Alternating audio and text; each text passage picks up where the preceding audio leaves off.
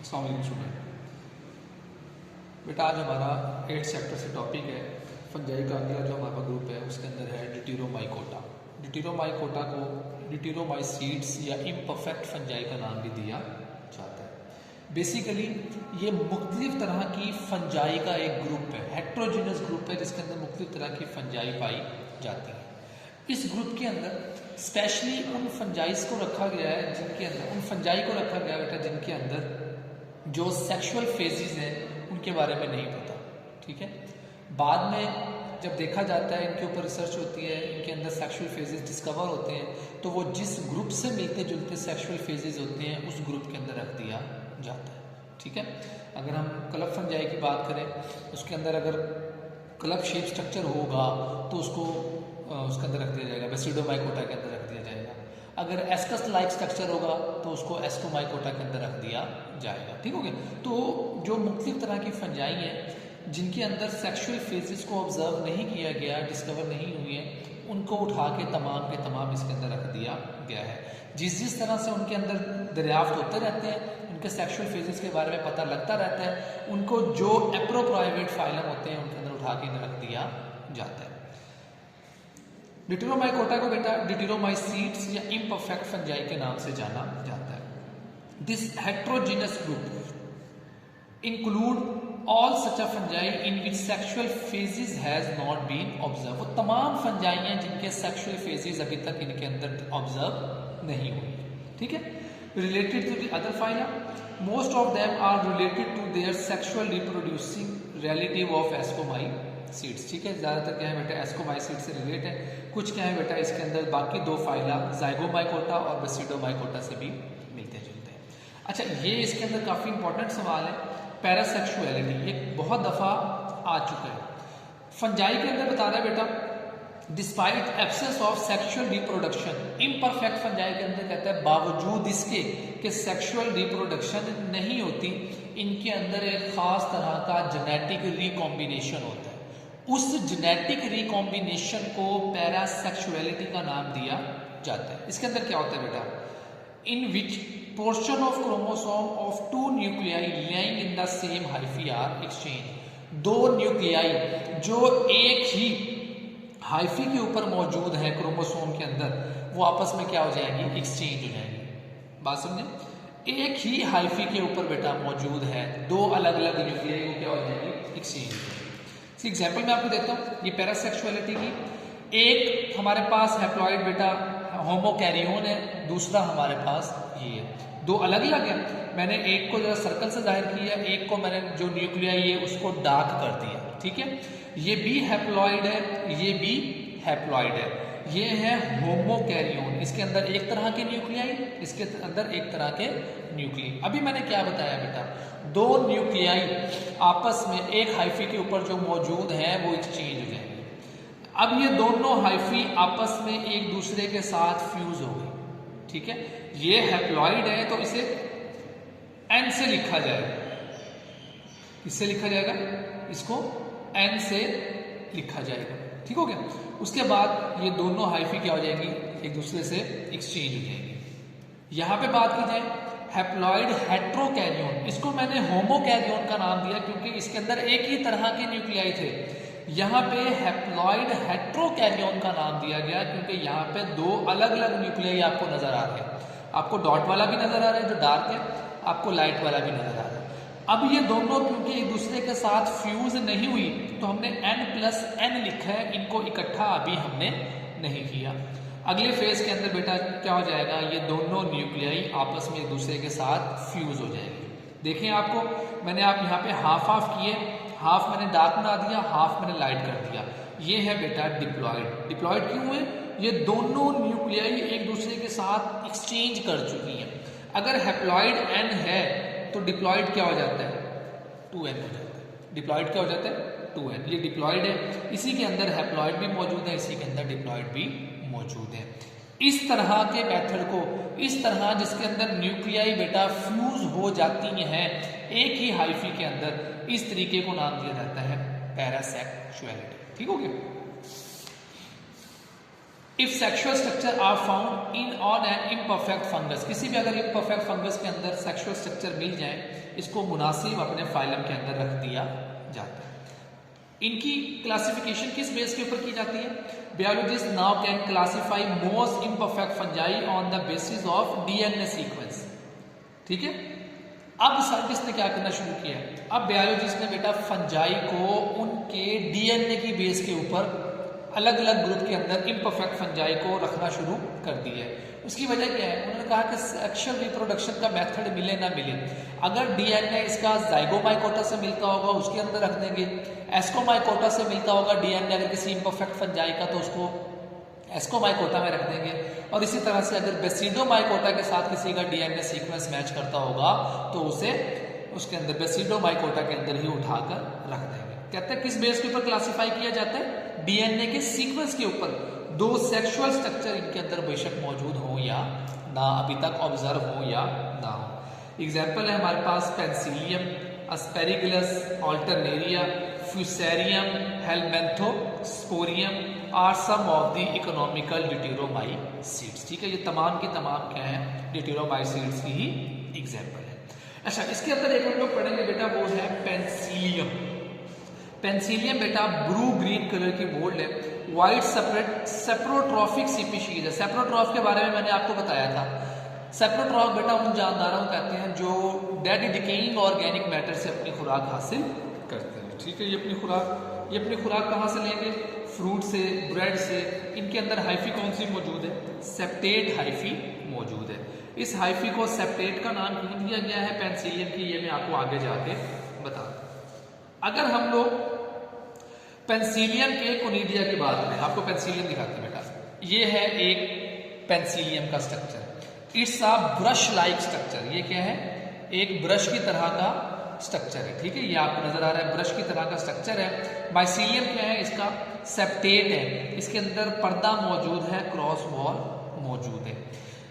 Penicillium को जो identify किया जाता है ना, वो इस स्ट्रक्चर की वजह से किया जाता है, कोनिडिया की वजह से।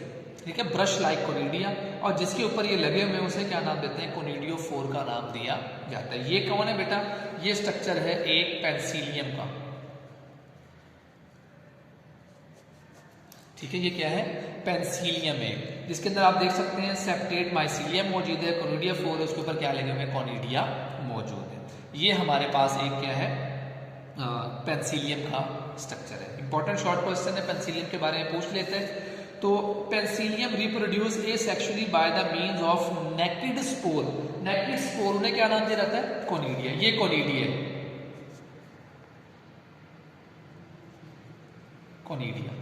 अब कोनिडिया क्या हो जाएंगे बेटा? यहां से टूट के अलग हो जाएंगे और ग्रो करके नई माइसीलियम बना देंगे। ठीक हो गया? तो ये एसेक्सुअली इस तरह से रिप्रोड्यूस करता है। जिस स्ट्रक्चर के जरिए रिप्रोड्यूस करता है उस स्ट्रक्चर को क्या नाम दिया जाता है? कोनिडिया का नाम दिया जाता है। They are found in the chain at the tip of the special hyphae। अभी हमने क्या बताया बेटा? वो चेन बना के मौजूद है। देख लें आप लोग, चेन बनी हुई है। ठीक है, चेन्स बनाकर ये क्या है? इसी तरह से ये मौजूद है, और इसकी अरेंजमेंट क्या है? Just like a brush, brush की तरह की इसकी अरेंजमेंट है। You can see in this diagram.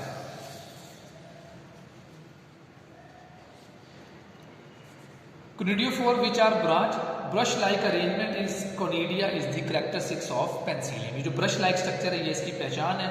These conidia बेटा give color to the mycelium colony। ठीक है, जो क्या होते हैं बेटा? इनको कलर देते हैं। Mature conidia easily and readily disperse। जब conidia mature हो जाता है वो आसानी से बिखर जाता है। अच्छा बेटा, हमारे पास जो फंजाई थे उनके फाइला थे कंप्लीट हो गए हैं। ठीक है, अब है हमारे पास फंजाई की इंपॉर्टेंस। फंजाई को हमने देखना है इकोलॉजिकली इनकी क्या इंपॉर्टेंस है, इकोनॉमिकली क्या इंपॉर्टेंस है, इनके नुकसानात क्या हैं, इनके फ़ायदे क्या हैं। इन तमाम चीज़ों के बारे में हम लोगों ने पढ़ना। ठीक है, इन तमाम चीज़ों के बारे में क्या करना है? हम लोगों ने पढ़ना। सबसे पहले जिस वक्त हमने चैप्टर शुरू किया था, हमने फंजाई का लिखा था the kingdom fungi which is also known as the kingdom of recycler. हमने इसे किंगडम ऑफ रिसाइकलर का नाम दिया था। It means that they are the decomposers. ये कौन है बेटा? डिकम्पोजर्स हैं, डेड मैटर को डिकम्पोज करते हैं। उससे क्या होता है बेटा? जो न्यूट्रिएंट हैं उनको दोबारा रिसाइकिल करवाते हैं। ठीक है, जिस तरह मैंने आपको पहले बताया था प्लांट की सेल वॉल को बैक्टीरिया मुकम्मल तौर पे डिकम्पोज नहीं कर पाते। क्यों? क्योंकि बैक्टीरिया के पास प्लांट की सेल वॉल को डिसॉल्व करने वाला या तोड़ने वाले एंजाइम मौजूद नहीं होते। वो किसके पास है? वो फंजाई के पास है। तो फंजाई क्या है बेटा? मेजर डिकम्पोजर है अलॉन्ग विद बैक्टीरिया, जो डिकम्पोजिशन के अंदर मदद देते हैं। Fungi have great economical important, they are the decomposer. ये डिकम्पोजर भी हैं, ये सैम्बियॉन्ट्स भी हैं। आप लोगों ने लाइकन और माइकोराइजा देखा, ये डिकम्पोजर्स के साथ भी मिलकर रहते हैं, यानी कि डिकम्पोजर के तौर पे भी रहते हैं और सैम्बियॉन्ट्स के तौर पे भी रहते हैं। रिसाइकलिंग की बात की जाए, fungi along with saprobic bacteria. Saprobic bacteria कौन सी बेटा? मुर्दाखोर बैक्टीरिया, जो मुर्दा चीज़ों से खुराक हासिल करते हैं। Play vital role in the recycling of inorganic nutrient in an ecosystem. ठीक है, इकोसिस्टम के अंदर न्यूट्रिएंट साइकिल को बरकरार रखते हैं। अगर ये मौजूद ना हो, without their activity all essential nutrient would soon become locked up in the bounds of the dead animals. अगर ये मौजूद ना हो बेटा, जितने भी जरूरी एसेंशियल न्यूट्रिएंट्स हैं वो क्या हो जाएंगे? लॉक्ड अप हो जाएंगे। कहाँ पे? डेड प्लांट्स के अंदर, एनिमल्स के अंदर, और ये दोबारा जानदारों के लिए अवेलेबल नहीं होंगे। लाइफ वुड सीज, जिंदगी क्या हो जाएगी बेटा? रुक जाएगी, स्टॉप हो जाएगी। ठीक हो गया? माइकोराइजल एसोसिएशन है, पीछे हम लोग पढ़ चुके हैं बेटा। प्लांट क्या करते हैं, जो है अपनी फंजाई इनके साथ, प्लांट के साथ अटैच हो जाती है, उस ताल्लुक को माइकोराइजल एसोसिएशन का नाम दिया जाता है। 95% प्लांट इसी ताल्लुक के अंदर मौजूद है।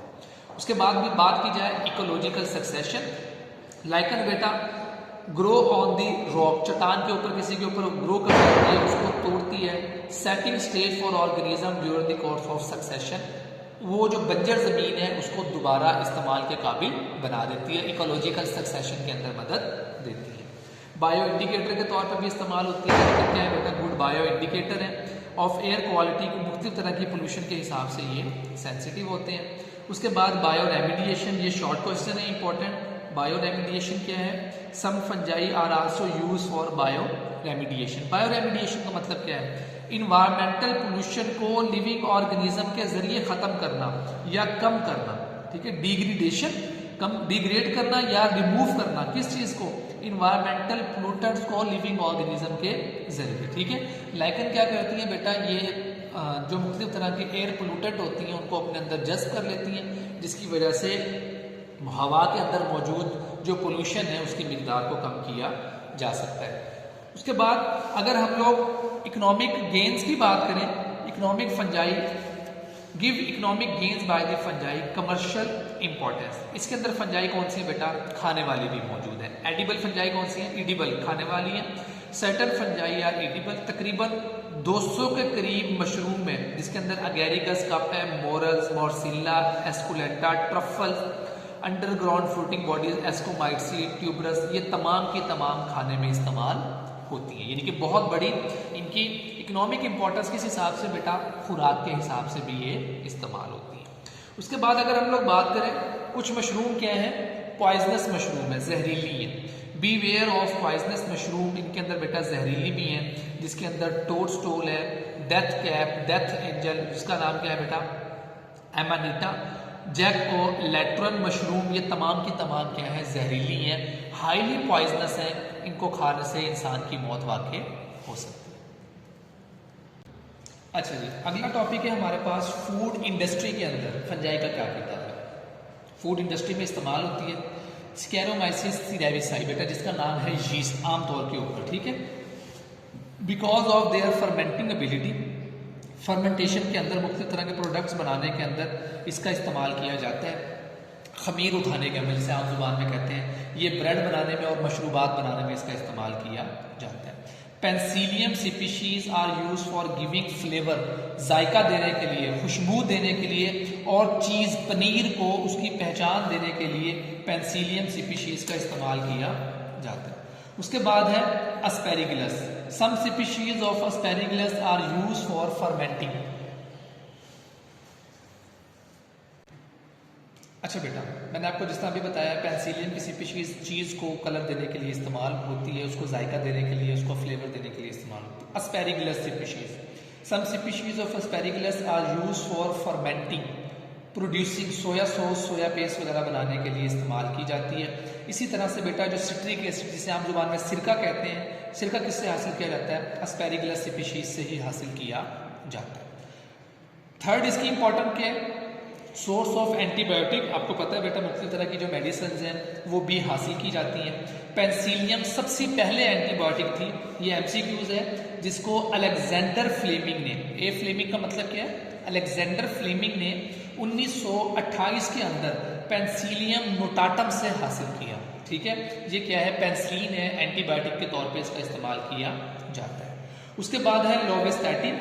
लोवेस्टैटिन क्या है बेटा? खून के अंदर कोलेस्ट्रॉल के लेवल को कम करने में इस्तेमाल होता है। साइक्लोस्पोरिन बेटा ये एक सॉइल फंगस है।